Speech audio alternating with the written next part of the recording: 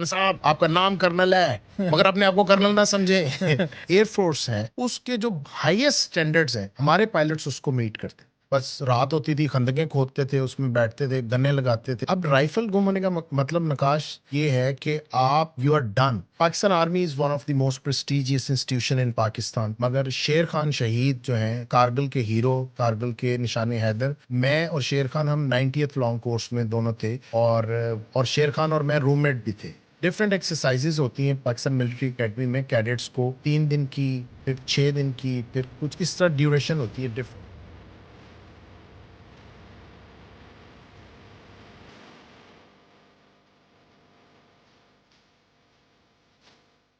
अस्सलाम वालेकुम and hello everyone, welcome back to the show. आज हमारे साथ एक बड़े ही ज़बरदस्त गेस्ट मौजूद हैं।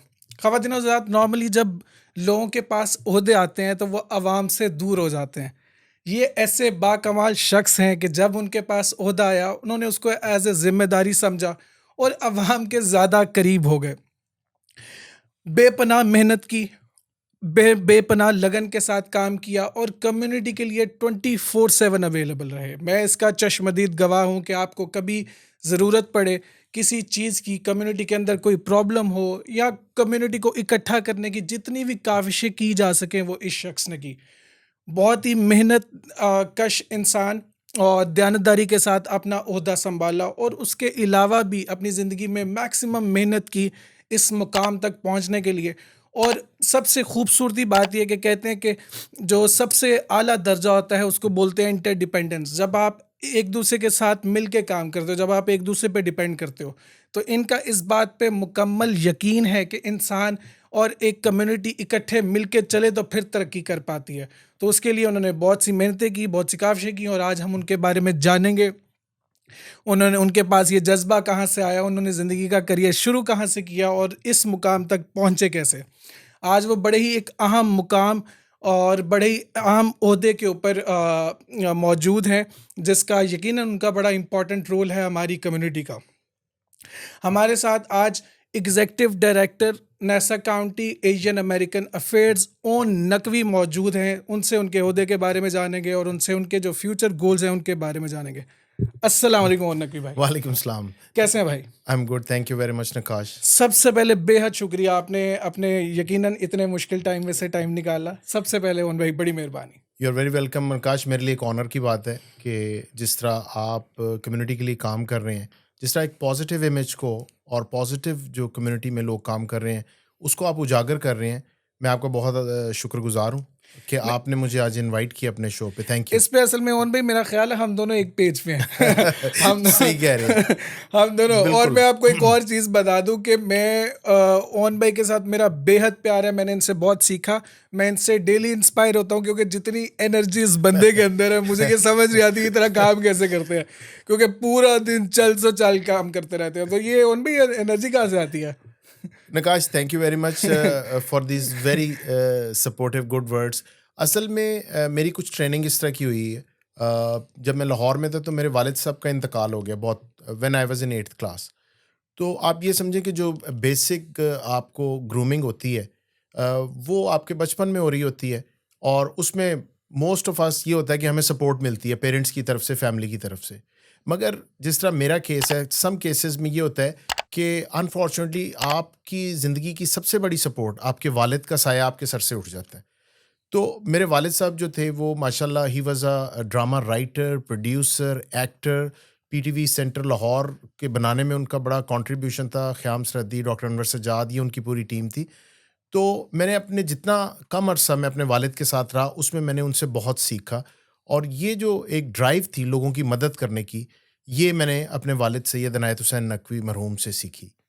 ब्यूटीफुल। अच्छा, और भी एक चीज़ बताइएगा, मैं कभी तसव्वुर नहीं कर पाऊँगा या कर पाता कि इंसान का जब जब वालिदैन, क्योंकि मुझे ये रियलाइज़ हुआ आफ्टर अ सर्टेन टाइम कि सबसे जो ज़्यादा मुखलिस रिश्ता है वो वालिदैन का रिश्ता है, और उनके बगैर ज़िंदगी गुजारना मेरे लिए बड़ा, ये सोचना ही बड़ा नामुमकिन सा है। तो जब वो एक्चुअली वो साया सर पे ना हो, वो जो स्ट्रगल है, एक तो है आप ज़हनी तौर पे स्ट्रगल करते हो क्योंकि आपके लिए बहुत बड़ी इंस्पिरेशन होते हैं आपके वालिद साहब। तो जब वो नहीं रहती तो फिर आप वो इंस्पिरेशन आपकी कहाँ से आती है? निकाश, ये बड़ा इंपॉर्टेंट आपने क्वेश्चन पूछा, और यू आर सो लकी कि माशाल्लाह आपके पेरेंट्स हयात हैं, अल्हम्दुलिल्लाह। और अल्लाह ताला उनको लंबी ज़िंदगी दें।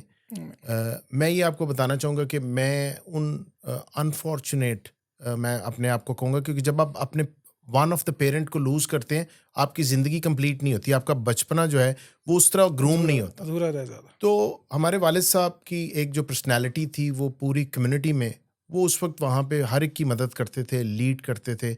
मुझे याद है बचपन में हर वक्त हमारे घर कोई ना कोई वीकेंड पे कोई ना कोई दस्तक दे रहा होता था, और वालिद साहब से कहता था कि यहाँ पे मदद कर दें, वहाँ पे मदद कर दें, and he I never saw him saying no. तो ये बेसिकली जो जीन्स में, और एक जो इंस्पिरेशन मेरे वालिद से, जो मैंने अपने बचपन में अपनी आंखों से देखा। और कमिंग टू योर क्वेश्चन, के जब मैं 8th क्लास में था, I was in Lahore cantt, मैं गैरिजन बॉयज़ में पढ़ रहा था, और मुझे याद है आज भी कि मैं शाम को स्कूल से घर आया, और हमारे घर फ़ोन उस वक्त नए नए आए थे, तो फ़ोन लगा हुआ था। फ़ोन की घंटी बजी, मैंने फ़ोन उठाया, तो दूसरी तरफ हमारे आइकॉनिक आर्टिस्ट हैं फिरदौस जमाल, सही। वो थे फ़ोन पे। तो उन्होंने कहा कि बेटा अपनी अम्मी से मेरी बात कराएं। तो मैंने वालदा को फ़ोन दे दिया। तो उन्होंने कहा, भाभी जी, शाह जी शूट कर रहे सन ड्रामा पत्तन, एक बहुत पंजाबी मशहूर प्ले था जो रावी पे बना था, पत्तन। तो उसके सेट पे थे, और उन्होंने फिरदौस जमाल ने कहा कि भाभी उन्होंने हार्ट अटैक होया है, और असी उन्होंने मजांग लेके जा रहे हैं फैमिली हॉस्पिटल। तो मुझे उस वक्त, मैं तसव्वुर भी नहीं कर सकता था, सारी चीज़ें बड़ी स्मूथ थी। और उसके बाद जो ज़िंदगी में चेंज आई, क्योंकि मैंने समझा शायद हॉस्पिटल गए हैं और अभी थोड़ी देर में मेरे वालिद आ जाएंगे, मगर थोड़ी देर में मेरे वालिद नहीं आए, बल्कि एम्बुलेंस आ गई, और उनमें से उनकी डेड बॉडी उतारी गई। और उसके बाद मेरी ज़िंदगी पहले जैसी नहीं थी। तो वो जो स्ट्रगल थी, वो जिसमें लोगों का बदलना, रिश्तेदारों का बदलना, जो धक्के खाए, और I will be very honest with you, अब हम we were not born with a golden spoon. हमने स्ट्रगल की, और उस स्ट्रगल में जब वालिद का साया आपके सर से उठ जाए, तो आप ये समझें कि आप उसको मल्टीप्लाई बाय 10 कर लें। और भाई यकीनन इस चीज़ को लफ्ज़ों में बयां करना बड़ा मुश्किल बात है, लेकिन अल्लाह ताला कुरान में कहते हैं कि अल्लाह ताला किसी भी ज़ात पे उसकी कैपेसिटी से ज़्यादा बोझ नहीं डालते। और यकीनन जब ज़िंदगी में मसाइल आते हैं, मुश्किलें आती हैं, तो उसमें आपको अल्लाह ताला आपको किसी बेहतर चीज़ के लिए ट्रेन कर रहे होते हैं। जैसे आपका शायद उस तरह की इतनी वो टफ़ ट्रेनिंग होना, शायद अल्लाह ताला ने आपसे इस तरह के काम लेने थे, क्योंकि जैसे अब आप जिन मसाइल में हो, जिन चीज़ों को आप डील करते हो, तो उसके लिए वो नकवी का स्ट्रॉन्ग होना बड़ा ज़रूरी था हर लिहाज से, मेंटली तौर पे तो वो अल्लाह ताला यकीनन आपको शायद किसी बड़े मकसद के लिए, और मेरे बल्कि शायद नहीं, मैं इस बात पे यकीन है कि अल्लाह ताला आपको किसी बड़े मकसद के लिए तैयार कर रहे होते हैं। लेकिन स्टिल बड़ी मुश्किल बात है, और बड़ी लंबी स्ट्रगल है, तवील स्ट्रगल है कि ऐसा जब से आपका सबसे, मेरा ख़्याल सबसे अहम जो हिस्सा है ज़िंदगी का वो चला जाए, तो यकीनन ज़िंदगी मुश्किल रही होगी। उसके बाद आपकी ज़िंदगी गुज़री किस तरह से, और किस तरह से एक शिफ्ट आया, अगर आप थोड़ा उस पे रोशनी जी, डालें? नकाश, वो जो दिन था, आई स्टिल रिमेंबर, उस दिन के बाद ज़िंदगी कंप्लीटली चेंज हो गई। और मैं 8th क्लास में था, मेरे बड़े भाई जो हैं सैयद वसीम और नकवी, वो इस वक्त यूके में होते हैं, वो मैट्रिक में थे। तो उसके बाद फिर वो सारा बोझ हमारे भाई के कंधों पे, हमें शुरू में तो एहसास नहीं हुआ, बहुत सारे लोग थे, बहुत सारे लोग कंसोल कर रहे थे, टाइम गुजरने के साथ सब लोग चले गए, और पीछे मैं, मेरी वालदा, छोटी बहन और भाई, हम सिर्फ 4 लोग थे। और उसके बाद जो आप कह सकते हैं कि ज़माने की जो हम किताबों में पढ़ते हैं या फ़िल्मों में देखते हैं कि ज़माने की सख्तियाँ, वो सारी हम पे जैसे टूट पड़ी। तो मेरे भाई ने फिर बहुत स्ट्रगल की, और hats off to him, Syed Waseem और नकवी। इस वक्त भी वो स्ट्रगल कर रहे हैं अपनी फैमिली को यूके में, और मेरी सिस्टर भी वहीं पे यूके में, और उन दोनों फैमिलीज़ को साथ लेके चल रहे हैं। तो ये मैं समझता हूँ कि ये जो आपको मैंने बात की कि अपने वालिद से, मेरे भाई ने भी और मैंने भी, हमने ये उनसे सीखा, और उनसे ये स्ट्रेंथ ड्राइव की कि किस तरह मुश्किल हालात में खड़े होना है और लोगों को लेकर आगे चलना है। तो भाई ने फिर स्ट्रगल की, वो पढ़ भी रहे थे, और उसके बाद वो ट्यूशन्स भी पढ़ाते थे, और जॉब्स भी करते थे, मगर मुझे उन्होंने बिल्कुल स्टडी से, मैंने ग्रेजुएशन, अपनी मैट्रिक कंप्लीट की गैरिजन बॉयज़ से, और उसके बाद फिर मैं कॉलेज के लिए गया लाहौर में ही, और फिर इमीडिएटली मैंने पाकिस्तान आर्मी में अप्लाई कर दिया मैं कमीशन आपको के लिए। अगला सवाल यही पूछने वाला था कि आपके हेयर कट के अंदर मुझे पाक फौज नजर आती है। आपका और पाक फौज का कितना गहरा जी, ताल्लुक है। नकाश, पाक फ़ौज ना सिर्फ़ हेयर कट में बल्कि हमारे ब्लड में भी है। वो कहते हैं कि यकीनन। We have a green blood, क्योंकि जब पाकिस्तान आर्मी में आप सर्व कर लेते हैं अपने मुल्क को, आप फिर ट्रेनिंग इतनी रेगरस है, इतनी इंटेंस है, फिर वो एनवायरनमेंट कम्प्लीटली चेंज है कि लाहौर के आप एक बड़े क्या उसे कहते हैं कि कंफर्टेबल लाहौरी माहौल, आपको पता है दोस्तियाँ, यारियाँ, कज़न्स, उसके बाद एग्जैक्टली आपकी लाइफ 180 डिग्री टर्न ले, आप अपने वालिद को लूज़ करें और फिर आप अपनी एफएससी कंप्लीट करने के बाद तो आर्मी में मैंने अप्लाई कर दिया। अच्छा, ये शौक आया कहाँ से? ये फैमिली में था या ये कुछ नया शौक था? या अगर आया तो कहाँ से? नहीं, मैं I will be honest with you Naqash, ये बिल्कुल ऐसा कोई नहीं, मैं आपको बोलूँगा कि मैं जब बचपन से मैं जब देखता मैं था तो ख्वाब मैं देखता सलूट करता था और मैं ख्वाब हूँ। ऐसा नहीं था। So Pakistan army is one of the most prestigious institution in Pakistan और बहुत रिस्पेक्ट है पाकिस्तान आर्मी की। तो उस वक़्त फिर मैंने यही सोचा कि कौन सी ऐसी क्योंकि एक लीडिंग जो आपकी इंटेंट है आपके नेचर के अंदर और मेरे वालिद से वो आई, उसका मैंने देखा कि इसकी बेस्ट एप्लीकेशन कहाँ कहाँ है। होगी? तो वो फिर मैंने समझा कि मेरा ख्याल है पाकिस्तान आर्मी मुझे जॉइन करनी चाहिए, क्योंकि वो ना सिर्फ आपको ग्रूम करती है, पॉलिश करती है, बल्कि आपके अंदर वो आपके एनहेंस करती है टू लीड पीपल। ब्यूटीफुल। और पाक फौज के अंदर आप कितनी देर आपने उसको सर्व किया? और जी, मैंने पाकिस्तान आर्मी जॉइन की 90th लॉन्ग कोर्स, और मैं अपने लिए ऑनर समझता हूँ नकाश आपको ये बताना कि मैं उन खुशकिस्मत लोगों में से हूँ जो हमारे निशान हैदर, जो हमारे मुल्क का प्राइड हैं। सारे निशान हैदर हमारी पाकिस्तान आर्मी और हमारे मुल्क का प्राइड हैं, मगर शेर खान शहीद जो हैं, कारगिल के हीरो, कारगिल के निशान हैदर, मैं और शेर खान हम 90th लॉन्ग कोर्स में दोनों थे, और शेर खान और मैं रूममेट भी थे। अच्छा, तो मेरे लिए ये बड़े ऑनर की बात है कि मैं इतने अजीम आदमी के साथ मैंने टाइम गुजारा पाकिस्तान मिलिट्री एकेडमी में। तो 2004 में मैं 2 में मैंने एकेडमी ज्वाइन की 90th लॉन्ग कोर्स, और 2004 में मैं कर्नल शेर के साथ पास आउट हुआ। अच्छा, इसमें अगर आपने उनका ज़िक्र कर ही दिया है, निशान हैदर भी उन्हें मिला, उनके बारे में कुछ अगर आप चंद लफ्ज़ कहना चाहें, कैसा पाया आपने नकाश, उनको? वो बेसिकली वो आए थे एयरफोर्स से, हम लोग गए थे कॉलेजेस से। तो पाकिस्तान आर्मी में एक प्रोविज़न है कि आप अगर किसी फोर्स में काम कर रहे हैं, किसी नॉट एन ऑफिसर रैंक, तो आपके पास एक चांस होता है कि आप अप्लाई करें, और अगर आप इतने काबिल हों, आप इतने लायक हों, तो आप आईएसएस भी क्लियर करके आप ऑफिसर एकेडमी ज्वाइन कर सकते हैं। सही, तो कर्नल शेर खान जो शहीद थे, वो सवाबी से उनका ताल्लुक था, मगर वो एयरफोर्स में एयरमैन थे। ये शायद बहुत सारे लोगों को नहीं पता। सही। तो जब हम एकेडमी पहुंचे तो हमने कर्नल शेर से हमारी मुलाकात हुई, और ऊपर से नाम कर्नल शेर। तो वो उनका फिर जो हमारे प्लेटून कमांडर थे, वो उनका मजाक उड़ाते थे कि you are colonel right now, what is this. तो वो बड़ा एक फनी होता था। उसको स्टाफ जो हमारे होते थे वो बड़े सख्त होते थे, मगर वो कर्नल शेर को वो कहते थे, कर्नल साहब आपका नाम कर्नल है, मगर अपने आप को कर्नल ना समझें। तो वो बड़ा एक फ़नी था, मगर वो चूंकि उस NWFP या खैबर पख्तूनख्वा में ये ट्रेंड है कि वो नाम डिफरेंट होते हैं, तो उनका नाम कर्नल रखा गया था। मगर वो as a second lieutenant pass out हुए एकेडमी से, और मैं समझता हूँ 5 वक्त का नमाजी, सच्चा इंसान। मैं पूरा आपका शो गुजर जाएगा अगर मैं कर्नल शेर खान पे बात करूँगा। एक सिर्फ मैं आपको बात सिर्फ बताऊँ जो बहुत इंस्पायरिंग भी है, मेरे लिए इंटरेस्टिंग भी है। सो डिफरेंट एक्सरसाइजेज होती हैं पाकिस्तान मिलिट्री एकेडमी में कैडेट्स को, 3 दिन की, फिर 6 दिन की, फिर कुछ इस तरह ड्यूरेशन होती है डिफरेंट। एक हमारी एक्सरसाइज थी जो बहुत टफ होती है, जिसको यरमूक कहा जाता है। उसमें ये होता है कि आपने एकेडमी से निकलना है और पैदल ही चलना है आपने 4 दिन, और पहाड़ियाँ हैं और दरिया हैं और नाले हैं, और उसमें से आपके मुख्तलिफ टास्क होते हैं, वो आपने कंप्लीट करने। हर पल्टून जो होती है वो इकट्ठी रहती है, तो वो लीडरशिप भी बिल्ड करती है आप में, और एक आपका बॉन्ड भी मजबूत करती है आपस में। तो मुझे याद है कि हम 2 दिन हो गए थे हमें चलते चलते, बस रात होती थी, खंदकें खोदते थे, उसमें बैठते थे, गन्ने लगाते थे, जो एक्सरसाइज होती है आर्मी की। हम एक पहाड़ी पे चढ़े और वहाँ हमने रेस्ट किया। उसके बाद बड़ी मुश्किल उस पहाड़ी से हम नीचे उतरे, क्योंकि आगे हमें अपने रिपोर्ट करना था अगले पॉइंट पे। वहाँ जाके पता चला कि हमारे प्लेटून में आई गेस 22 कैडेट्स थे हमारे साथ। एक कैडेट ने कहा मेरी राइफल गुम हो गई। अब राइफल गुम होने का मतलब नकाश ये है कि आप यू आर डन, आप एकेडमी से विड्रॉ हो जाएंगे, क्योंकि ये एक ऐसी रिस्पॉन्सिबिलिटी है जो फौज कहती है कि अगर आप अपने हथियार की हिफाजत नहीं कर सकते तो फिर आप इस काबिल ही नहीं है।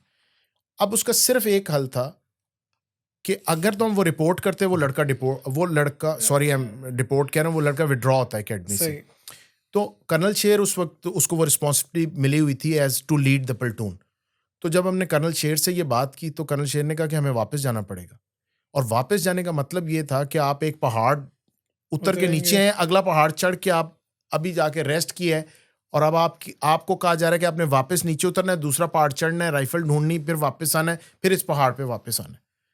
तो मगर वो लड़कों में बहुत ज़्यादा स्पिरिट थी और हम गए, और खुदा ने ऐसी हमारी मदद की, क्योंकि जब आप किसी की मदद करने का जज्बा मेरा ख्याल है नकाश रखते हैं तो अल्लाह ताला की गैबी इमदाद आपके साथ शामिल हो जाती है।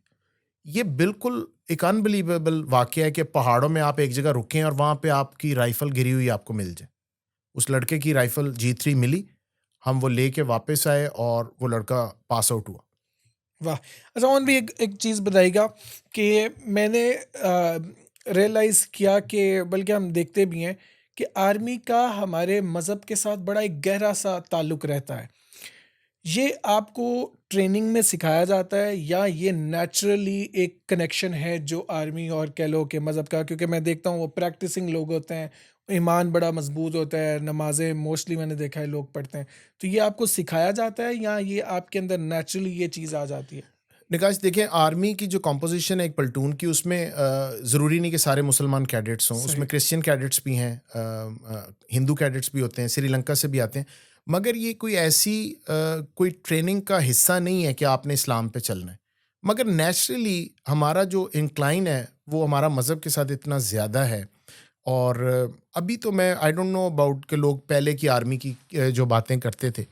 अभी जो आर्मी मैं देखता हूँ, जो मेरी प्लेटून थी या जो मेरे कलीग्स थे, उनमें मेजॉरिटी जो है वो बहुत ज़्यादा उनका बॉन्ड, अगर किसी का पहले नहीं भी था एकेडमी से पहले, तो बहुत स्ट्रॉन्ग कनेक्शन मज़हब के साथ उसका बन जाता है।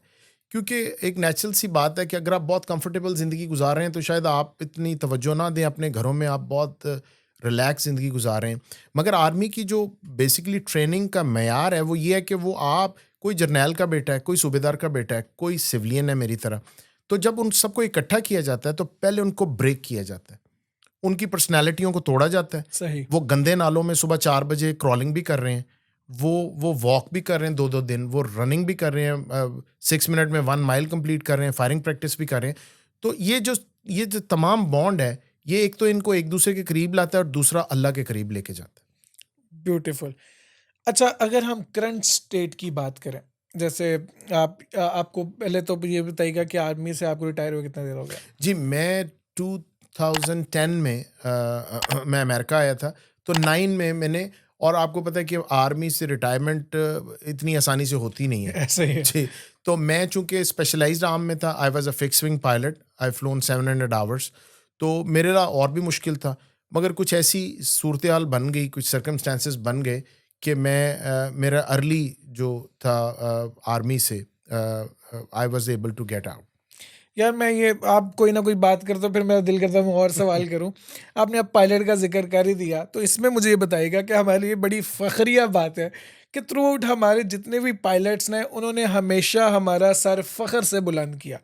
ये स्किल आती कहाँ से? किस तरह इतनी, जो अब नॉर्मली दुनिया को हैरान किया पाकिस्तान ने अपनी इस सलाहियत से। ये इसकी प्रैक्टिस कहाँ से हुई और पाकिस्तान इतना एक्स्ट्राऑर्डिनरी इसमें अचीव कैसे कर पाया? प्रकाश देखें, मैं तो चूंकि मेरा ताल्लुक आर्मी एविएशन से था, आर्मी एविएशन में जेट्स नहीं है। सो आर्मी एविएशन के पास 2 विंग्स हैं, एक रोटरी विंग है और एक फिक्स विंग होता है। मगर फिक्स विंग जो होता है उसमें ट्रांसपोर्ट एयरक्राफ्ट्स होते हैं, बेसिकली सही, फाइटर जेट्स नहीं है आर्मी एविएशन के सही। पायलट्स के पास।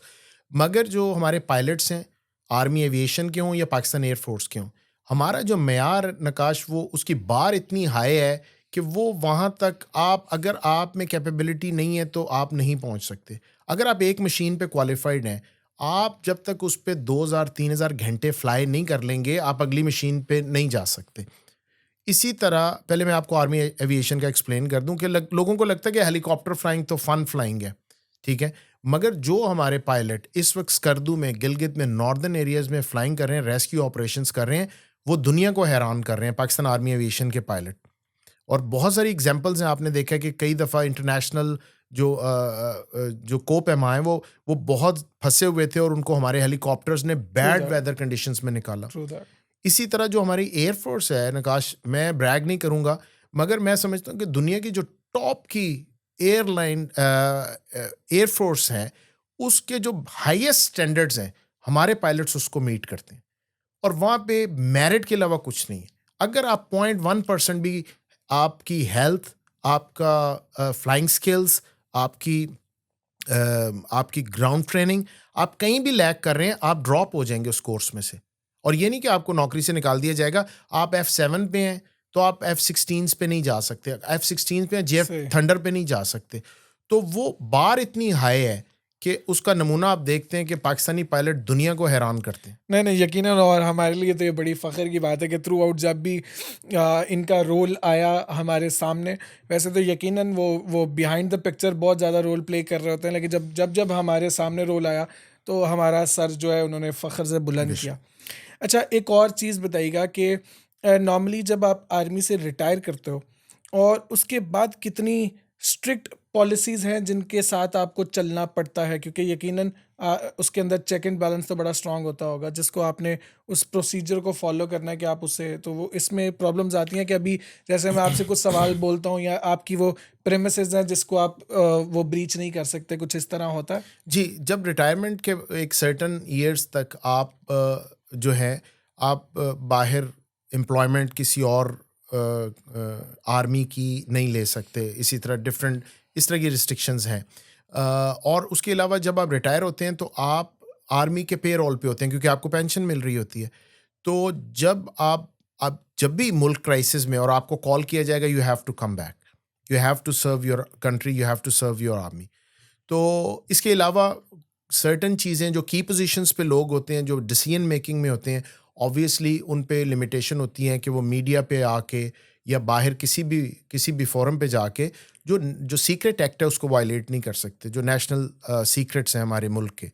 तो मैं समझता हूँ कि बड़ा एक जामे निज़ाम है और इसी पे देखें कि अल्लाह ताला के फजलो करम से पाकिस्तान आर्मी के जो आप देखेंगे अगर रैकेट उठा के दुनिया की मिलिट्री से कंपेयर करें तो हमारे कोई ऐसे लोग जो डाइवर्ट हो गए या डबल एजेंट्स बन गए, ये आपको नंबर इतना कम है कि आप कंपेयर भी नहीं कर सकते। अच्छा, और भी एक और चीज़ बताइएगा, क्योंकि आप तो अंदर के आदमी हैं, आपने तो सिस्टम देखा है।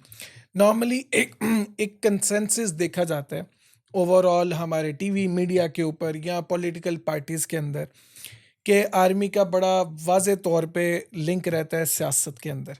पहले तो ये बताइएगा इस बात में कितनी हकीकत है? और दूसरा, वो जो रोल है वो रहना चाहिए या नहीं रहना चाहिए? और आपके बकौल इज़ इट पॉज़िटिव, या वो रोल आर्मी अपनी डोमेन में रहे तो इट्स वे बेटर? देखिए निकाश, ये तो जो आप क्वेश्चन कर रहे हैं ये तो है टॉप टियर का क्वेश्चन है सही। बेसिकली। तो अगर हम देखें हमारे मुल्क में इस वक्त अगर मार्शल लॉज की बात कर रहे हैं तो वो तो जो जो लोग आए उन्होंने मार्शल लॉ लगाया वो पूरी कौम के सामने है। सही। मगर अगर आप ये देखना चाहें कि जो कौम की आर्मी का जो सपोर्ट है towards the people and the country, वो अनबिलीवेबल है। क्योंकि मुझे याद है कि पाकिस्तान आर्मी में होते हुए हम सेंसस भी करवा रहे थे, हम फ्लड ड्यूटीज़ पे भी होते थे, हम मतलब वो शौक से नहीं करते। और मैं ये समझता हूँ कि पाकिस्तान आर्मी की कैपेबिलिटी है कि सिविल गवर्नमेंट उनको इलेक्शन करवाने के लिए भी बुला रही है, इलेक्शन ड्यूटीज़ भी लग रही हैं, मुहर्रम ड्यूटीज़ भी लग रही हैं, फ्लड्स आ गए हैं, अर्थक्वेक 2005 का था उसमें भी।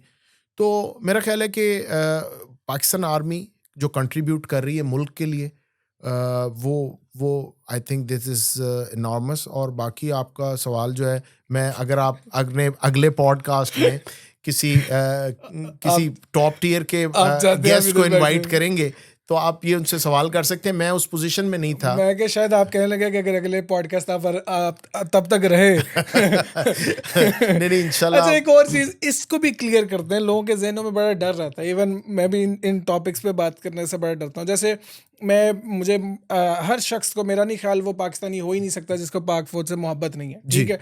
यकीनन उनकी बेमिसाल कुर्बानी है और उसके बगैर हम सर्वाइव ही नहीं करते।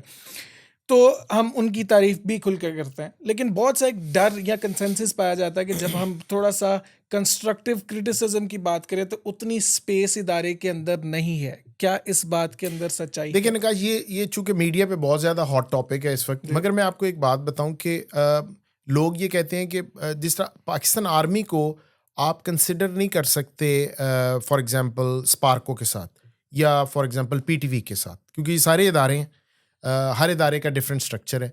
ये चूँकि डिफेंस का एक इदारा है, तो इसका स्ट्रक्चर ऐसे है कि इसमें डिसिप्लिन बहुत बहुत ज़्यादा इसमें इन्फोर्स किया जाता है।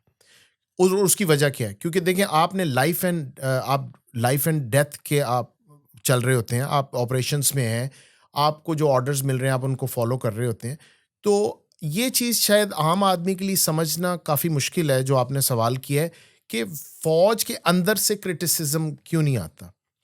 तो मेरा ख़्याल है कि चूँकि फ़ौज का स्ट्रक्चर ऐसा है, फ़ौज का एक डिसिप्लिन ऐसे क्रिएट किया गया है कि आपने ऑर्डर्स को फॉलो करना है। आप अगर क्वेश्चन आंसर्स में आ जाएँगे, फॉर एग्ज़ाम्पल आपको ऑर्डर मिलता है कि आप चार्ज करें और इस पोस्ट पे अटैक करें।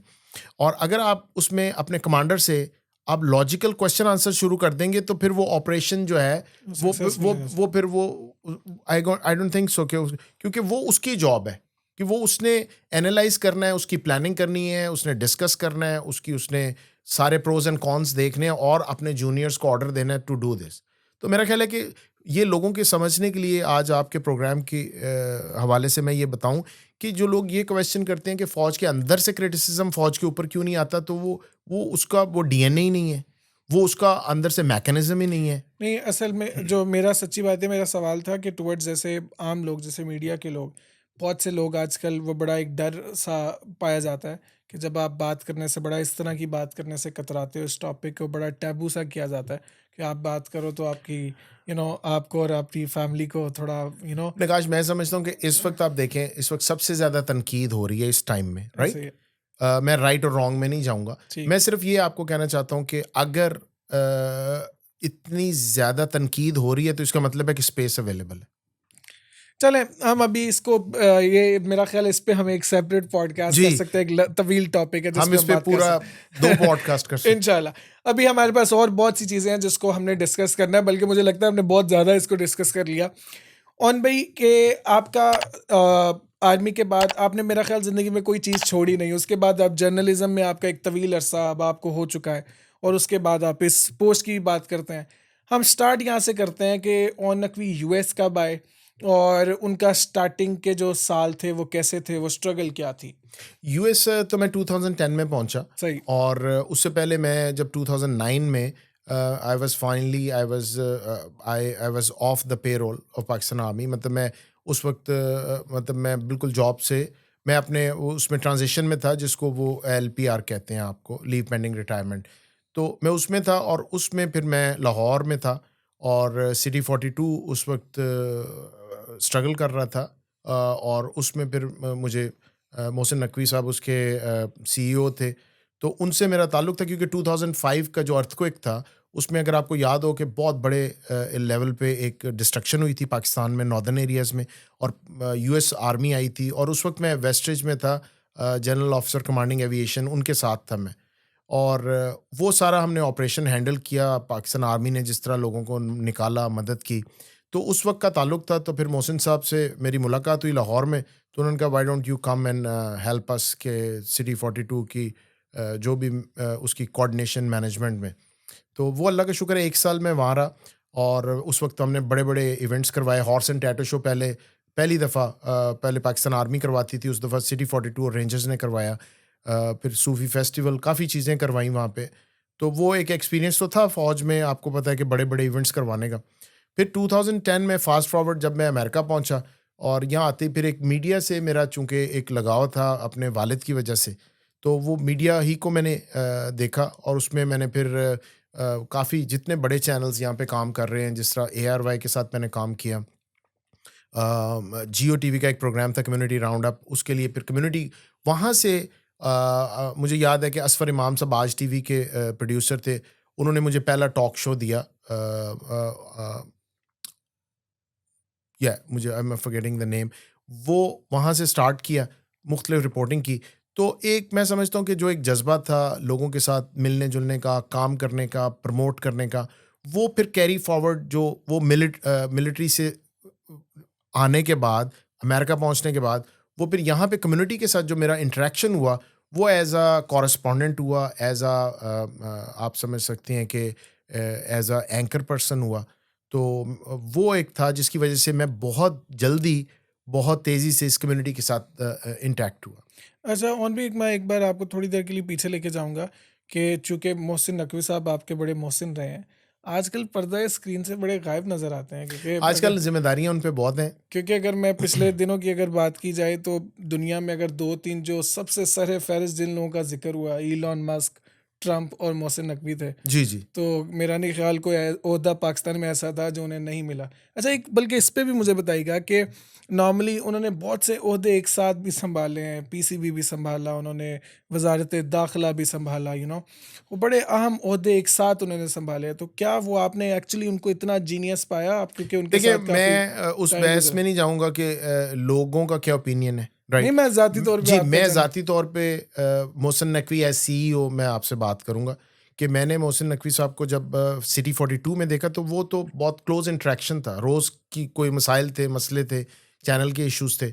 उसमें जिस तरह वो चैनल को चला रहे थे और उनकी जो मल्टीटास्किंग स्किल्स थी, वो वो मैंने पर्सनली ऑब्ज़र्व की और I don't know when he rest. So वो हॉर्स एंड टैटू शो भी हो रहा है, प्रोग्राम्स भी चल रहे हैं, मसाइल भी हैं। तो आई एम श्योर कि वो उनकी जैसी भी उनकी ट्रेनिंग कैसी हुई है, वो तो फ़ौज में नहीं थे मगर ये है कि जैसी भी उनकी ट्रेनिंग हुई है, he knows how to handle multiple tasks. I guess government ने उनका वो जो स्किल है उसको उन्होंने पहचान जी। लिया कि वो मल्टीटास्किंग बड़ी अच्छी करते हैं। लेकिन आई होप कि वो, मैंने उनकी काफ़ी तारीफ़ें भी सुनी हैं लोगों से। हाँ जी, हमारा और तो बड़ा अच्छा बॉन्ड था और वो अब देखें, आप सिटी 42 के या 24 के एम्प्लॉइज़ को देखें, तो कभी वो अमेरिका आ रहे हैं, कभी वो उम्रे पे जा रहे हैं, कभी हज पे जा रहे हैं।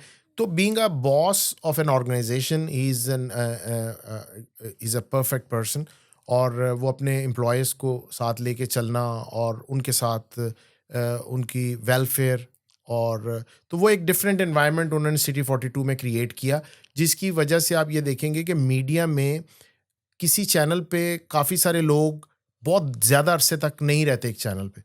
मगर सिटी 42 की जो टीम है वो आज आपको 24 में भी नज़र आएगी, वो आपको डिफरेंट, तो वो बेसिकली वही लोग हैं जो उनके साथ हैं और वो अभी तक चल रहे हैं। That's beautiful. अच्छा, ऑन भाई, लेट्स मूव फॉरवर्ड। जब आप यूएस के अंदर आए, नॉर्मली हम देखते हैं कि बहुत सी कम्युनिटीज़ हैं जिसके अंदर जब आप नए आते हो और आपको बड़ी सपोर्ट मिलती है कम्युनिटी की तरफ से। आपके साथ कुछ ऐसा हुआ, कम्युनिटी ने सपोर्ट किया, आपको कम्युनिटी ने देखा किस तरह से उन्होंने हेल्प की स्टार्टिंग ईयर्स के अंदर, जिसमें आपको एक्चुअली इसका बड़ा फ़ायदा हुआ हो? या अदरवाइज़ अगर आपने ऐसा कोई प्रॉब्लम देखा, आइडेंटिफ़ाई किया, जो आपको लगा जिस पे काम होना चाहिए ताकि जो आने वाले लोगों की ज़िंदगियाँ जो है वो आसान की जा सकें? प्रकाश, मैं आपसे आई will be very honest with you, क्योंकि मेरी जो स्ट्रगल है 13 साल प्लस की, 2010 में आया, 25 चल रहा है अभी, और चूंकि मेरा इंटरेक्शन भी कम्युनिटी के साथ था। नॉर्मली होता ही है कि आप आते हैं, आप अपनी जॉब करते हैं 9 to 5, जो भी हो, छोटी बड़ी जैसी भी, और लोगों की कोशिश ये होती है कि बाकी टाइम आप फैमिली के साथ स्पेंड करें। सही, कम्युनिटी के साथ आप जब टाइम स्पेंड करते हैं तो आपको सेक्रीफाइस करना पड़ता है आउट ऐसे of he, your family time. True, तो अब ये मेरी फैमिली का तो शुरू से ही ये शिकवा था कि ही इज़ नेवर अवेलेबल। सही, मगर उसमें बेनिफिट ये होता है कि जब आप कम्युनिटी के साथ काम कर रहे होते हैं तो आपके फिर रिलेशनशिप और ताल्लुकात वो बनते हैं। तो अगर मैं आपको बताऊं कि 2010 से लेके फॉर लाइक 6 7 8 ईयर्स मुझे लगा कि मैं दोबारा आर्मी में आ गया हूँ। अच्छा, जी। मैं जब यहाँ आया तो I have to be honest with you, मैं आपसे गलत बयानी नहीं कर सकता जी, जी, मैं चाहता हूँ आप कि सच मैं बताएँ। शो पे बैठा हूँ नहीं, तो नहीं, मैं बड़ी फ्लावरी गुफ्तगू करूँ। नहीं, नहीं, आप सच बताएँ प्लीज़। तो सच ये है नकाश कि मुझे बहुत शदीद रेजिस्टेंस मिली। अच्छा, जी, मुझे यहाँ पे अपने आप को एक्नॉलेज करने में, अपनी कैपेबिलिटीज़ को, अपनी एबिलिटीज़ को और to do something for the community, वो करने के लिए मुझे, मेरा ख्याल है, डबल एफर्ट करनी पड़ी और मुझे अपने आप को बताना पड़ा, प्रूव करना पड़ा कि मैं काम ये कर सकता हूँ। आई डोंट नो द रीज़न कि वो क्या रीज़न था, मुझे नहीं समझ आया नहीं, कि अभी मुझे तक इतनी, भी आप डिकोड नहीं कर पाए? आई डोंट नो काश मुझे नहीं पता कि मैं ऑनेस्टली आपको बताऊं कि वो कहते हैं ना कि I need new haters because the old ones are my fans now. Exact, अभी आके अगर आप ये मुझसे सवाल पूछ रहे हैं तो अभी काफ़ी सारे लोगों को शायद ये रियलाइज़ हो गया कि नहीं, ये वाकई काम कर रहा है। मेरा ख्याल वो डिसबिलीफ सा एक था कि लोगों को लगता था कि ये कहीं पहुंच ना जाए, लोगों को लगता था कि ये पता नहीं कुछ क्या निकाल लेगा इस कम्युनिटी के अच्छा, अंदर आपके से, बकौल लोगों के अंदर ये इनसिक्योरिटीज रहती हैं ये वाली बहुत कि ज़्यादा। जी, हमारी बहुत कम्युनिटी ज़्यादा। के अंदर। तो मैं आपको ये honest with right from my heart आज मैं आपसे चीज़ें शेयर कर रहा हूँ। मैंने जी कभी जी किसी जगह इतना लंबा प्रोग्राम नहीं किया, मैंने नहीं लोगों को नहीं, इंटरव्यूज़ किए, रिपोर्टिंग की। आज मैं चाहता ही हूँ कि आप जो थैंक यू आपका वेरी मच कि दिल का आज हाल जो है आज ना आपने मेरा दिल खोल दिया। मैं चाहता हूँ आप अपना दिल खोले, यही तो हम चाहते हैं, जी, ताकि आपके दिल के अंदर जो है वो तो एक निकले। अननेसेसरी ऑब्स्ट्रक्शन, एक रेजिस्टेंस मुझे हमेशा से फ़ील होती रही जब से मैं न्यूयॉर्क आया हूँ, लॉन्ग आइलैंड में। और फिर बहुत टाइम लगा काफ़ी सारे लोगों को ये रियलाइज़ करते हुए कि नहीं, ही इज़ नॉट हार्मफुल यार, ये कोई बैक स्टैब नहीं हमें करेगा, ये कोई हमें अंडर द बस नहीं थ्रो करेगा। और मीडिया में भी मुझे बहुत स्ट्रगल करनी पड़ी। उन भी ऐसा तो नहीं है कि नॉर्मली जब आप नए आते हो और सोसाइटी इन अ वे के जब आप आते हो और आके आप एक कंपटीशन, यकीनन आप कंपटीशन, एक हेल्दी कंपटीशन भी, इट्स अ कंपटीशन आप क्रिएट करते हो किस जिस भी फील्ड के अंदर हो, तो आपके bunch of you have competitors, होता ही है कि लोग स्टार्ट के अंदर शायद थोड़ा इनसिक्योर फील करते भी हैं कि एक नया बंदा आया, कम टाइम के अंदर उसने थोड़ी ज़्यादा चीज़ें कर ली, तो लोग को के अंदर थोड़ा सा, मैं कहूँगा ईमान की कमी भी कह सकता हूँ, क्योंकि जब इनसिक्योरिटी आती है तो फिर आपको शायद लगता है कि अगर आपके आपके अंदर ईमान है कि राज़िक अल्लाह है, अल्लाह ताला रिज़्क देते हैं, इज़्ज़त भी वही देते हैं, तो फिर मेरा नहीं ख़्याल इनसिक्योरिटीज़ आती हैं। लेकिन जब इनसिक्योरिटीज़ आती हैं, इससे मुराद ये है कि मेरे बकौल के आपके अंदर थोड़ी-सी ईमान की कमी है, उसका पुख्तगी की कमी है कि आप ये चीज़ें सोच पा रहे हो। तो मुझे पर्सनली लगता है कि शायद ये प्रॉब्लम आता है लोगों को। अदरवाइज़ मेरे बकौल अगर सोसाइटी ज़्यादा जल्दी एक्सेप्ट कर ले, उन बंदे का टाइम बचेगा, उसके अंदर पैशन होगा कि वो अपनी एनर्जी बाकी लोगों को सर्व करने में गुज़ारे, हम आके बहुत ज़्यादा टाइम वेस्ट कर देते हैं इन चीज़ों के अंदर, इस पॉलिटिक्स के अंदर। जबकि हम अगर बाकी कम्युनिटीज़ के अंदर अगर देखें, जो हमारे इर्द-गिर्द जिन्होंने बहुत तरक्की याफ़्ता जो कम्युनिटीज़ हैं, उनके अंदर हम ये चीज़ रियलाइज़ करते हैं, नोटिस करते हैं कि वो बड़े सपोर्टिव हैं अपने नए लोगों को लेके। वो हर तरह से उनको सेट करने की भी कोशिश करते हैं, इवन लोन्स भी देते हैं, हर तरह से, ताकि वो ग्रो करें, और लेकिन उनके ऊपर रिस्पॉन्सिबिलिटी सिर्फ ये रहती है कि वो बाकी लोगों को सपोर्ट करें, यू नो ये अब आपने इतना कॉम्पैक्ट क्योंकि पूछ लिए, इसके 2-4 एलिमेंट्स जी हैं जी, बेसिकली। प्लीज़ पहली बात तो ये है डिस्कस कि करते हैं इसको। मैं शायद इतना सख्त अल्फाज यूज़ नहीं करूँगा, क्योंकि ईमान तो अल्लाह ताला को पता है, वो हम जज नहीं कर सकते ऐसे ही कि। है। मगर मैं आपको इनसिक्योरिटी वाली बात से मैं एग्री करूँगा, क्योंकि देखिए आप भी तो अभी आए हैं, ऐसे ही है। और मैं आई हैट्स ऑफ टू यू कि आपने इतने कम टाइम में अपनी जगह बनाई है। ऐसे ही है। आपको कितनी रेजिस्टेंस आई है, to be very honest with. मैं लिख के दे सकता हूँ, मैं बेट कर सकता हूँ आपके साथ, बैठ के मैं आपके साथ आपके नंबर ऑफ ईयर्स के ऊपर बात कर सकता हूँ कि आपको वो रेजिस्टेंस नहीं मिली जो मुझे मिली है।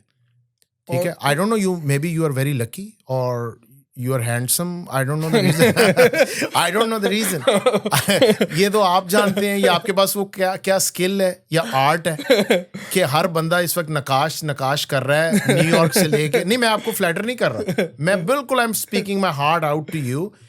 नकाश को आज न्यूयॉर्क से लेके ह्यूस्टन तक और हर जगह ओपन हैंड से लोग आपको रिसीव कर रहे हैं, मगर ऑन नकवी को नहीं किया। I have to be honest with you.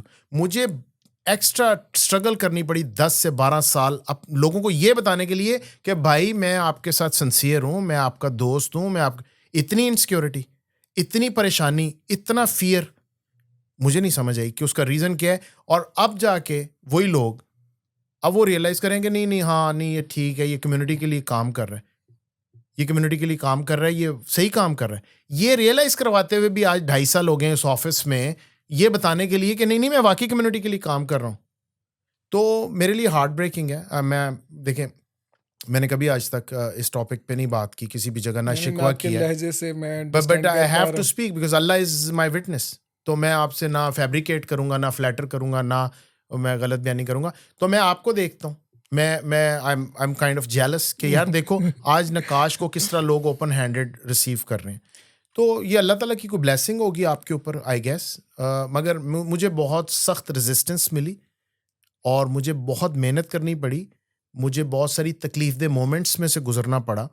और मीडिया पे भी, और असफर इमाम को मैं इंडोर्स करूंगा because he is one of the person जिन्होंने मुझे पहली दफ़ा मुझे चांस दिया और उन्होंने मुझे टॉक शो दिया। और अच्छा ओन भाई, मैं ना इसको इस तरीके से भी देखता हूँ। मुझे ना पॉडकास्ट से एक बड़ी खूबसूरत चीज़ सीखने को मिली, पर्सपेक्टिव। कि आप हर बंदे की ज़िंदगी में जब आप उसके लेंस से देखते हो तो उसका एक अपना तरीका है चीज़ों को देखने का, परखने का, अपने एक्सपीरियंस के हिसाब से लोग बात करते हैं। तो हर जो मैं इसीलिए कई जिसका भी पर्सपेक्टिव है, ओपिनियन, वो सही गलत में मैं जाता नहीं हूँ। मैं उससे सीखने की कोशिश करता हूँ कि वो किस एंगल से आ रहे हैं। उसका फ़ायदा ये होता है फिर आप सही मानों में अगले को अंडरस्टैंड कर पाते हो।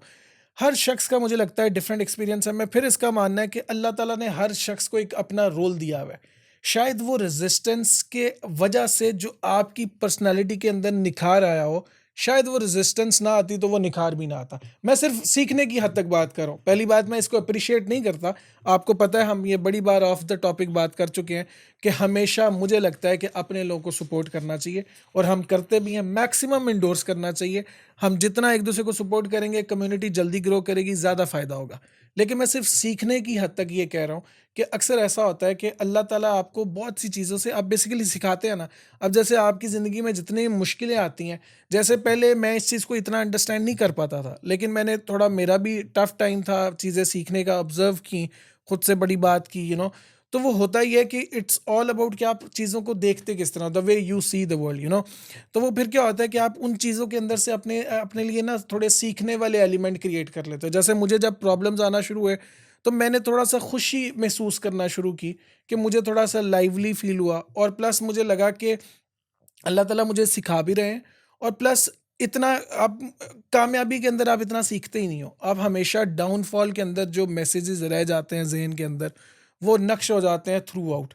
तो मुझे लगता है कि जब हम रेज़िस्टेंस की सीखने के एलिमेंट से बात करें, तो जो आपकी जो पर्सनैलिटी के अंदर निखारियाँ, जैसे आपका जो चेहरा अभी निखर रहा है ना, तो उसमें उस चीज़ का बड़ा अहम रोल होगा और इंशाअल्लाह आने वाले दिनों में जो अल्लाह ताला आपसे बड़े-बड़े काम लेगा, क्योंकि जितनी, वो कहते हैं ना, success has a cost, the price must be paid, the path must be followed. अब जितनी बड़ी कामयाबी, कॉस्ट भी उतनी ज़्यादा।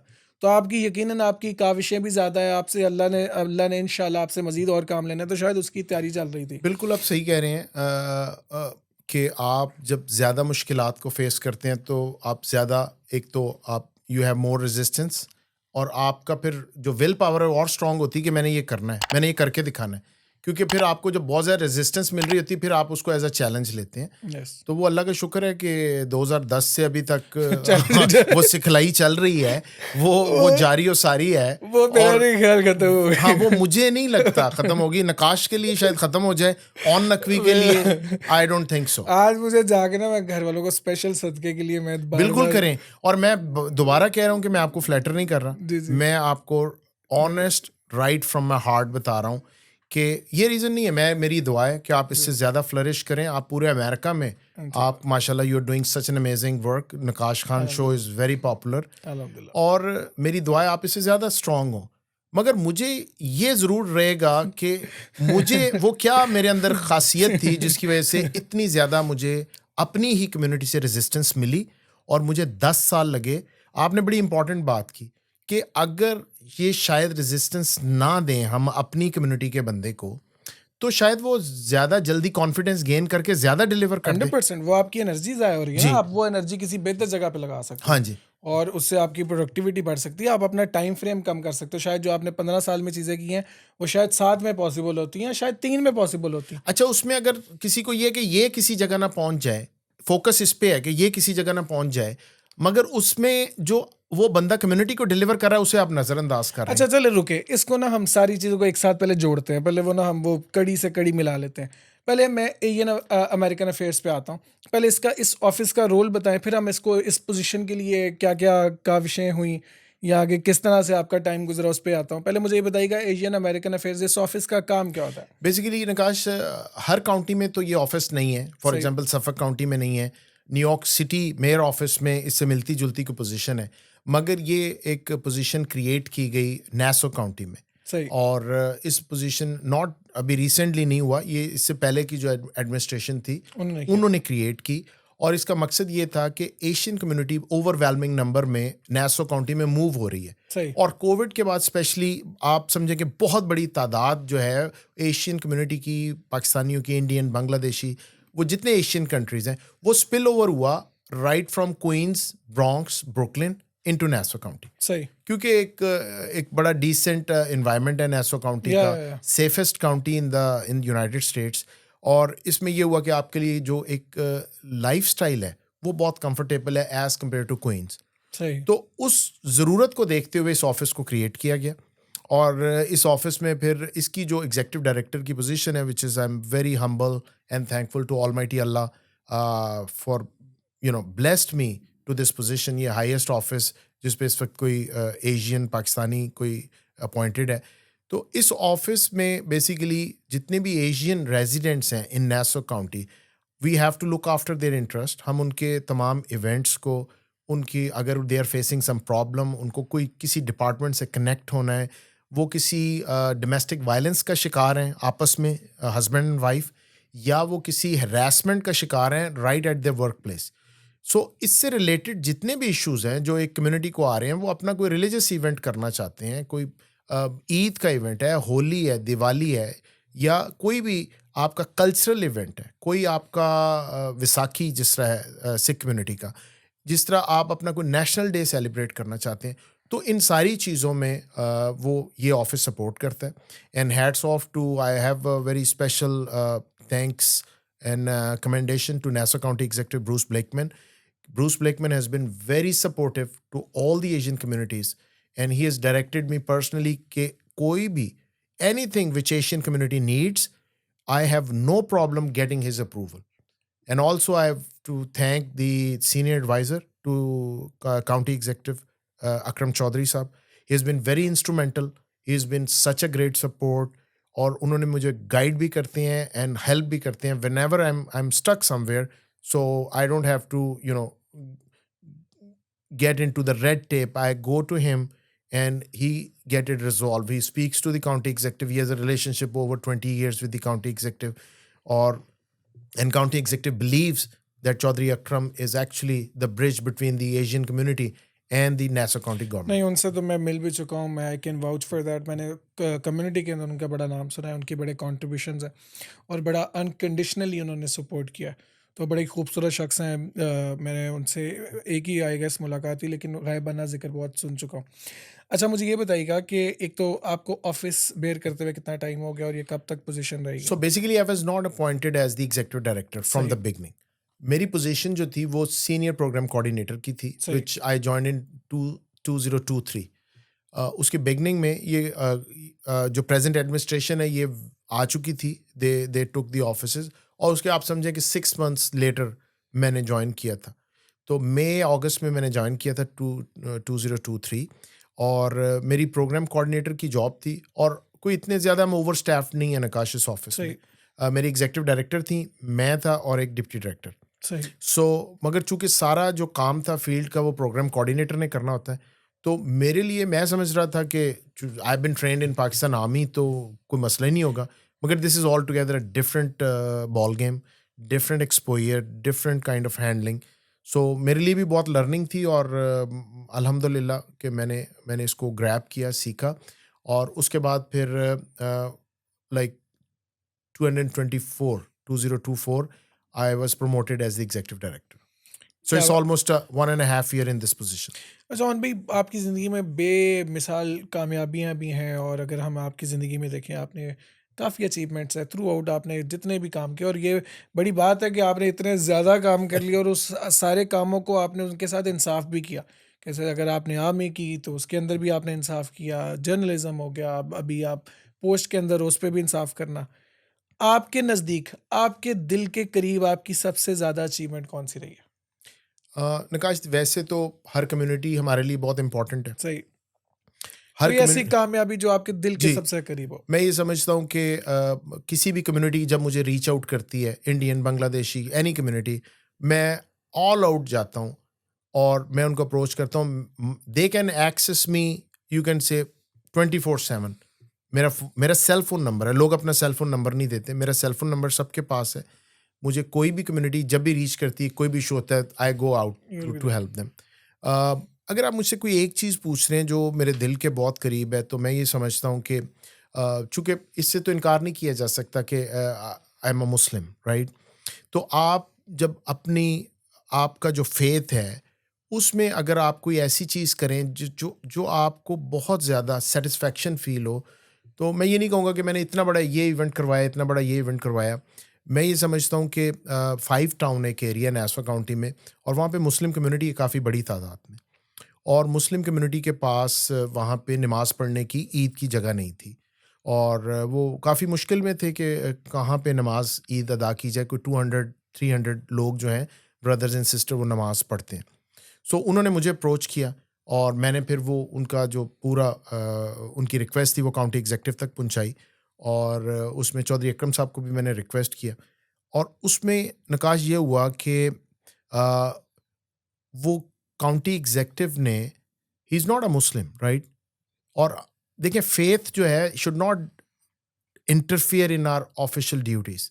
सही। मगर आपने मुझसे दिल की सेटिस्फेक्शन की जी, जी। बात पूछी, तो काउंटी एग्जीक्यूटिव ने not only he allowed the permission for the prayers twice, 2 दफ़ा हुआ ये, he also waived all the fees for the Muslim community to offer their religious duty.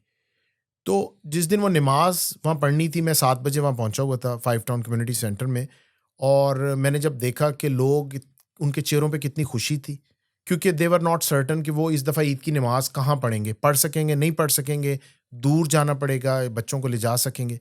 तो जब वो 300 मुसलमान वहाँ आके उन्होंने नमाज़ नमाज है। पढ़ी, तो मेरा ख्याल है वो मेरे लिए ना, मैंने अल्लाह ताला का शुक्र अदा किया कि या अल्लाह कि ब्यूटीफुल। आपने मुझसे कोई ऐसा काम लिया है जो मेरे भी very close to my heart. Beautiful. और भाई, कामयाबी का नाकामी के बगैर तो मज़ा नहीं है। आपको वैल्यू का आइडिया ही नहीं होता अगर आप नाकाम नहीं होते। कोई ऐसा ज़िंदगी में सेटबैक आया हो जिसने आपको बड़ा हिलाया हो मेंटली और किसी किसी भी तरह से, अगर कोई आप वो वाकया शेयर करना चाहो, अगर कोई ऐसा मोमेंट आया जिसमें आप मेंटली बहुत स्ट्रगल कर रहे थे, फाइनेंशियली बहुत स्ट्रगल कर रहे थे, अगर वो आया तो आप उस मसले से निकले कैसे? देखिए, सबसे बड़ा लॉस तो पेरेंट्स का लॉस है नकाश। आई सही। Lost my father when I was in school. वो मेरे लिए बहुत बड़ा सेटबैक था, फिर एक स्ट्रगल थी। देन कोप अप कैसे 2005, किया आपने, अगर आप में थोड़ा। बस वो अनलिमिटेड स्ट्रगल थी। मैं आपको बताऊं कि जितने रिलेटिव्स थे, फैमिली मेंबर्स थे, सब साइड पे हो गए। उन्होंने कहा दे आर डन नाउ, ये बिल्कुल they are right, they hit the rock bottom, और अब इनके साथ खड़े होने का फ़ायदा ही कोई नहीं। मगर अल्लाह ताला की ज़ात आपको सही। हिम्मत देती है, आपके रास्ते निकलते हैं। तो वहाँ से मैंने और मेरे भाई ने हमने जो स्ट्रगल की, फिर आर्मी में जाना, फिर आर्मी में भी ईजी पाथ नहीं था, आई will be honest with you.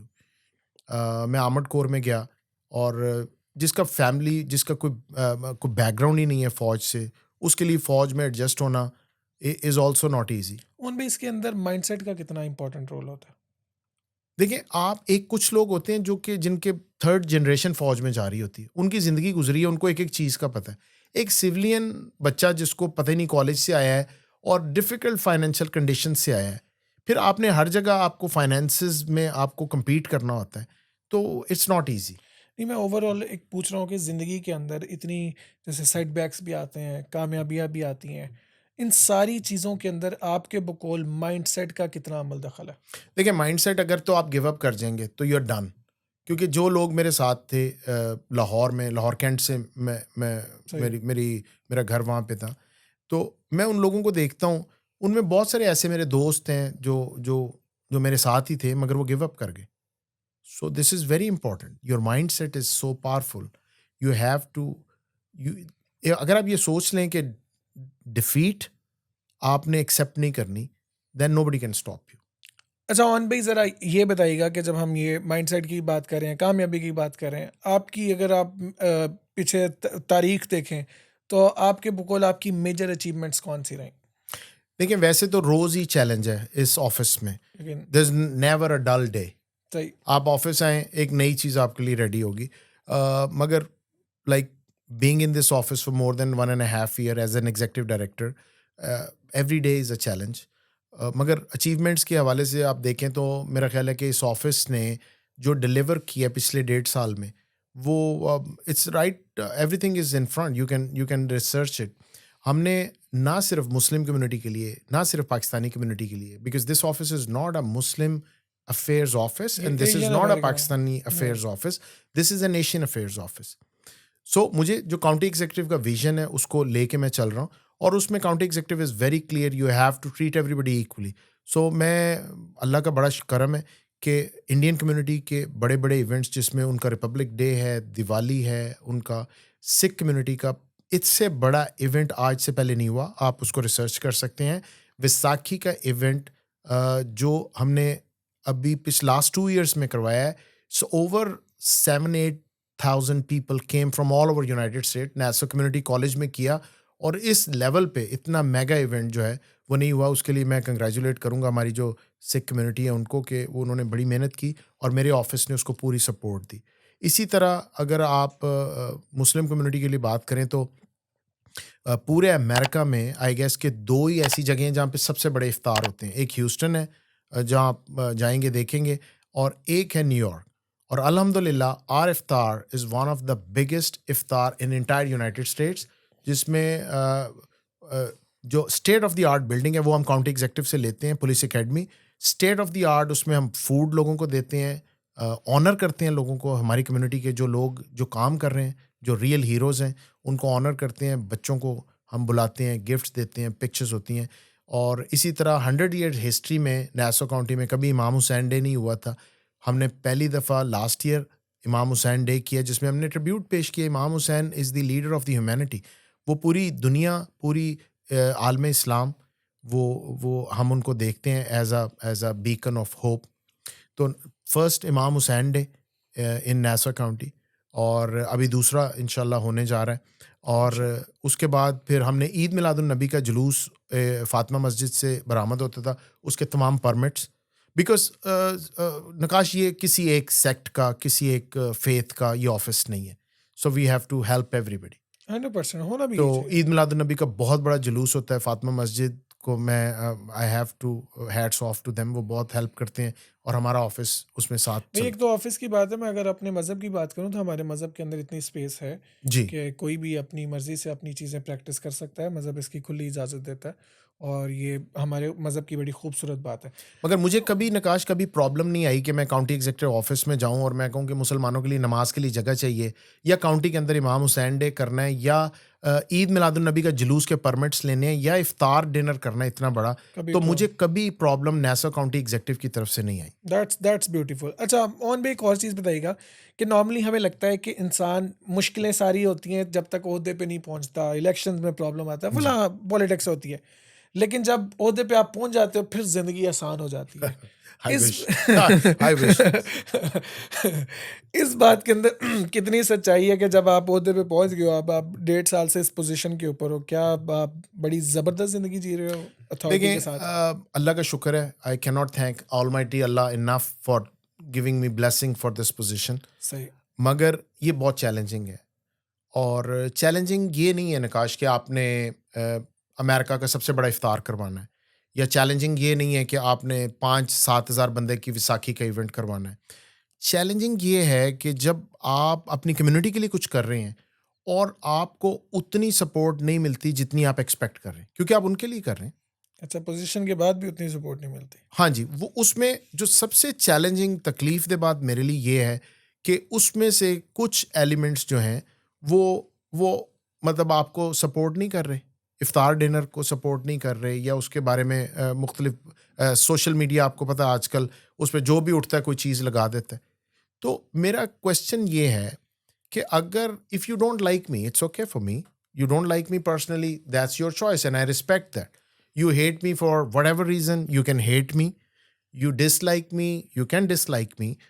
But please, my request to you, if I'm doing, आप ये नहीं देख रहे कि वहाँ पे 1000 मुसलमान आके रोज़ा इफ्तार कर रहे हैं, वहाँ पे स्टेज पे 20 मुसलमानों को ऑनर किया जाता है, डिफरेंट मसाजिद को जो रिप्रेजेंट कर रहे हैं, तो उसमें तो खुदारा सपोर्ट करें। अगर इमाम हुसैन डे हो रहा है तो इमाम हुसैन डे किसी एक सेगमेंट के लिए तो नहीं हो रहा, सबके लिए हो रहा है। और ईद मिलादुन नबी का जुलूस हो रहा है तो सबके लिए हो रहा है। तो वाई सिर्फ हमारी कम्युनिटी में क्यों है कि हमने फुल फ्लैज सपोर्ट नहीं करनी, जबकि आपने खुद ही अभी एग्जांपल दी कि जिस तरह Bangladeshi community is unbelievable community, वो एक दूसरे को बहुत मतलब सपोर्ट करता कितना लिफ्ट है। करते हैं, बाकी कम्युनिटीज़ भी। तो मेजॉरिटी जो है वो मुझे उनकी तरफ से अच्छा रिस्पॉन्स आता है। मगर मेरी रिक्वेस्ट है, एज अ चैलेंज आपने ये मुझसे क्वेश्चन किया, तो उन लोगों से कि अगर आपको ऑन नकवी नहीं पसंद और आप किसी वजह से ऑन नकवी से नफरत करते हैं, आपको मेरा चेहरा नहीं पसंद, तो खुदा रा आप जो कम्युनिटी इवेंट है ना, प्लीज़ उसको सपोर्ट करें, क्योंकि उससे हमारे बच्चे जो हैं वो दे आर गेटिंग ऑनर्ड, हमारे बच्चों में कॉन्फिडेंस आ रहा है, हमारे बच्चे स्टेज पे आ रहे हैं, हमारे बच्चों को रिवॉर्ड मिल रहे हैं। उनको जब वो स्कूल्स में जाते हैं तो वो जाके बताते हैं कि हमारा ये एक इवेंट था जिसमें हमें बुलाया गया और ऑनर किया गया। भाईजान चेहरे की मैं गारंटी दे सकता हूँ, चेहरा माशाल्लाह बहुत खूबसूरत है और मैं थैंक नूर भी देख पा यू, रहा हूँ, थैंक यकीन यू। माने। और मैं इखलाक और किरदार भी देख पा रहा हूँ, आपके साथ मेरा बड़ा प्यार है। और बल्कि मेरी ज़ाती तौर पे भी सबसे रिक्वेस्ट होगी कि अपने लोगों को सपोर्ट करना थैंक चाहिए। यू। और मैंने आपकी मेहनत देखी है, मैंने बारहा बोला है कि मैंने बड़ा कम देखा है कि पोजीशन के बाद किसी शख्स ने इतनी मेहनत की हो। मैं आपकी रूटीन जानता हूँ, तो आपने जितनी मेहनत किया है, और कभी-कभी ज़रूरी नहीं भी होता कि लोग इसको एक्नॉलेज करें। आई विश ऐसा ही हो, होना भी ऐसा ही चाहिए। लेकिन कभी-कभी ऐसा नहीं भी होता, लेकिन स्टिल आपको इस बात पे इत्मीनान रहना चाहिए कि आप जो काम कर रहे हो, वो कहते हैं ना, है वही लोग जहाँ में अच्छे जो आते हैं काम दूसरों के। अल्लाह ताला उसको एक्नॉलेज कर रहे हैं और अल्लाह ताला इंशाल्लाह आपको इस पे रिवॉर्ड भी करेंगे। कोई ऐसा कम्युनिटी के लिए मैसेज आप देना चाहो, या कोई कम्युनिटी से आपकी एक्सपेक्टेशन, कोई वन लाइनर आप देना चाहो? जी, मैसेज यही है नकाश के जैसे मैंने अभी कहा, मैं उसको रिपीट करूँगा कि आप लोग for some reason if you don't like me, और या आप ये समझते हैं कि मैं शायद वो डिलीवर नहीं कर रहा जो आप समझते हैं कि डिलीवर होना चाहिए था, और 24/7 मैं अवेलेबल हूँ आप लोगों के लिए। मेरी आपसे सिर्फ इतनी रिक्वेस्ट है कि प्लीज़, ऑन नकवी के लिए नहीं, अपने बच्चों के लिए, हमारे आने वाले नस्लों के लिए, आप इस कम्युनिटी को इस काउंटी में जगह बनाने के लिए सपोर्ट करें प्लीज़। कोई भी कम्युनिटी इवेंट है, उसमें आप आएँ, अपने बच्चों को लेकर आएँ, और उससे एक कॉन्फिडेंस जो एक कम्युनिटी का आएगा, कम्युनिटी को आगे आने का जो मौका मिलेगा, मैं समझता हूँ कि वो दोबारा शायद ये अपॉर्चुनिटी ना मिले। आप लोग प्लीज़ अपने इवेंट्स को और ऑफिस ऑफ एशियन अफेयर्स को सपोर्ट करें। ऑन भाई, कोई यंग यूथ के लिए कोई मैसेज, कोई मोटिवेशनल सा, कोई आपकी बातों से लगता है कि आप वो फिलॉसफी का बड़ा शौकीन आदमी हैं नहीं, आप, मैं तो यूथ को ये मैसेज दूंगा, हमारी यूथ बहुत वाइब्रेंट है माशाल्लाह, they are very good, very educated हैं हमारे बच्चे। मगर मैं अपने बच्चों को ये कहूँगा कि मैं being in this position, being in this office, मैं आपको सिर्फ इतनी बात करूँगा कि if you are part of the system, you can move forward and you can make your space. If you alienate yourself, you step back, you get on the side, आप अपने आप को बिल्कुल सेपरेट कर लेंगे, तो आप वो जो स्पेस है अपनी आगे बढ़ने की, अपनी कम्युनिटी के लिए, वो आप किसी और को दे देंगे। So that's please part of the system. That's beautiful. मैं इसको बड़ा इंडोर्स करता हूँ कि जब तक आप सिस्टम का हिस्सा नहीं है, कुछ भी पॉसिबल नहीं है। और ये कहते हैं ना, ईमान की 3 हालात हैं कि जी, आप सबसे जो वीक हालत है वो ये है कि आप किसी चीज़ को दिल में बुरा जान लो। दूसरी जो बेहतर हालत है वो ये है कि आप ज़ुबान से बुरा आप कह दो कि जो बुरी चीज़। लेकिन जो ईमान की जो सबसे एक्सट्रीम अच्छी हालत है वो ये है कि आप उस पे एक्शन ले जी। सको, और एक्शन आता है पोजीशन से। तो इसीलिए मैं इसको हाईली इंडोर्स करता हूँ लोगों को, थैंक यू अपने वेरी लोगों को, मच। कि वो अब इस सिस्टम का हिस्सा रहें। सिस्टम का हिस्सा रहेंगे, वहीं से चेंजेस पॉसिबल हैं, अदरवाइज चेंजेस पॉसिबल नहीं है। ऑन भाई, एक सवाल मैं अपने हर गेस्ट से पूछता हूँ, जी। और वो आपसे भी पूछेंगे कि आपके बकौल कामयाबी क्या है? देखिए, कामयाबी को अगर हम उसको डिफ़ाइन करना चाहें कि आपके पास बैंक अकाउंट में पैसे कितने हैं, या आप कितने ओहदे पे बड़े बैठे हुए हैं, I don't think so this is success. Success ये है कि आप जिस मुकाम पे हैं, किसी भी कैपेसिटी में, अल्लाह ताला ने आपको जिस मुकाम पे बिठा दिया है, जब आप उस मुकाम पे नहीं होंगे, तो लोग आपके बारे में क्या कहेंगे? और अगर लोग ये कहें कि आपकी कमी को महसूस करें, और ये कहें कि आप जब यहाँ थे, you made difference in their lives, I think you are successful. Beautiful perspective, क्या बात है! आप किताब क्यों नहीं लिखते? कोई मुझे है अपने ऊपर लिखनी चाहिए। प्लान? ऑन भाई, once again thank you so much भाई। Thank you very love much. Talking to you, बड़ा थैंक यू। मजा आया, और यकीनन टाइम का पता ही नहीं नहीं, चला टाइम का पता चला। कब गुजरा आई एम एकदम। रियली ग्रेटफुल कि आपने, you gave me this honour to be नहीं ऑन नहीं, द शो। नहीं नहीं थैंक भाई, यू वेरी मच। नहीं नहीं भाई, मैंने आपसे बड़ा सीखा, और मुझे यकीन है लोग आपसे बड़ा सीखेंगे। और बल्कि लोगों के ज़हनों में सवाल हो, कोई भी आप सिस्टम का हिस्सा बनना चाहो, या आपको किसी, मैं इनको पर्सनली जानता हूँ, आपको कोई हेल्प चाहिए, आप मैसेज कर सकते हो। मैं इनको आपसे डायरेक्टली कनेक्ट भी करा सकता हूँ कि आप आपस में कनेक्ट करो, आपस में ये कुछ भी आपके लिए कर सके। सकें या आप कम्युनिटी के लिए कुछ कर सको, तो खुदारा आप कोशिश करें, सारे मिल के काम करें। हम मिल के काम करेंगे, तरक्की जो है वो जल्दी मुमकिन है। तो इसीलिए कोशिश करें, इकट्ठे चलें और उससे जो कम्युनिटी की ग्रोथ है वो कंपैरेटिवली ज़्यादा तेज़ी से हो सकती है। वंस अगेन ओन भाई, अब एंड पे थैंक यू सो मच भाई। थैंक यू, जज़ाकल्लाह। लाइक यार, आपको थैंक मज़ा यू। आ गया, आपको मज़ा आया? I enjoy